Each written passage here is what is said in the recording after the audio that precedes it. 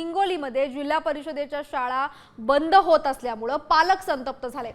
हट्टा गावातल्या शेकडो विद्यार्थिनींनी शिक्षण अधिकाऱ्यांना घेराव घालत शाळेमध्ये शिक्षक उपलब्ध का करून देत नाही असा जाब विचारलेला आहे। शिक्षणाधिकारी आसावरी काळे यांना विद्यार्थ्यांनी हार शाल घालत गांधीगिरी केलेली आहे।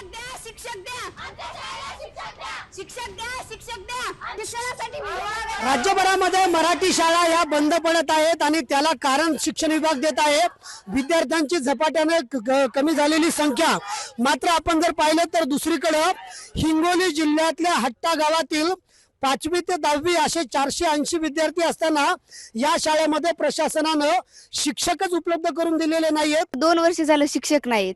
आज शाळा उघडून 2 महिने झालेत, पण आमचं सायन्सचं आणि इंग्लिशचं पुस्तक पण उघडलेलं नाही। तुझं नाव काय? तू कितवीला आहे? मी 10वीला आहे। माझं नाव सपना सोळंके। 10वीला शिक्षक किती आहेत? किती विषय आहेत? किती शिक्षक पाहिजेत? आम्हाला आता 1 शिक्षक पाहिजे। आम्हाला 2 शिक्षक आलेले आहेत। आम्हाला आता इंग्लिशला शिक्षक नाही, विज्ञानला काल परवाच आलेत। बरं, तुझ्या वर्गात विद्यार्थिनी किती आहेत?